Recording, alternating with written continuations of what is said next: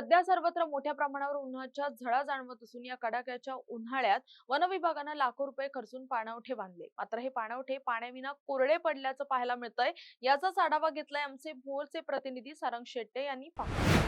आपण आता आहोत भोर तालुक्यातील आंबाडे गावच्या हद्दीमध्ये, जिथं वनक्षेत्र आहे, वन विभागाची हद्द आहे. आणि या वन विभागाने या ठिकाणी वन्य प्राण्यांसाठी आता कडक उन्हाळा असल्यामुळे या ठिकाणी आपण बघतो की पाणवठे बांधलेले आहेत. जागोजागी हे पाणवठे शासनाच्या वतीने हजारो रुपये, लाखो रुपये खर्च करून बांधलेले आहेत.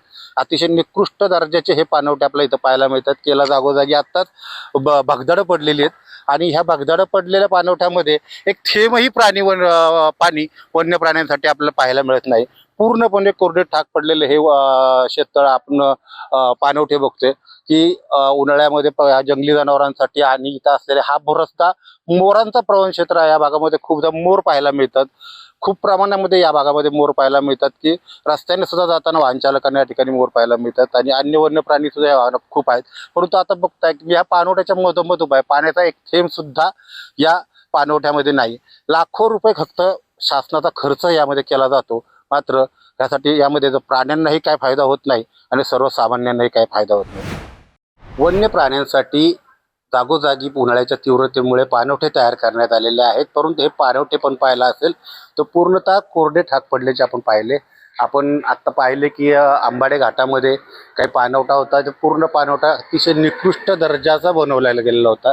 त्याला जागोजागी मोठे मोठे खड्डे पडलेले आहेत त्या पाणवठ्यामध्ये आणि त्या पाणवठ्यामध्ये टेमभर सुद्धा पाणी पाहायला मिळालं नाही. असे पाणवठे हे बनवले जातात. हे शासनाचा याच्यावरती लाखो रुपये खर्च केला जातो आणि त्यानंतर ज्या वेळेला उन्हाळ्याच्या वेळेला या प्राण्यांना या पाणवठ्याची गरज पडते, त्यामुळे त्यामध्ये मात्र पाण्याचा थेंब आपल्याला पाहायला मिळत नाही. या संदर्भामध्ये आपण अधिकाऱ्यांशी संपर्क करण्याचा तोचा प्रयत्न केला, परंतु यावरती हे अधिकारी उपलब्ध होत नाहीत किंवा कुठली माहिती देत नाहीत आणि अधिकाऱ्यांकडून कुठला रिप्लाय पण मिळत नाही.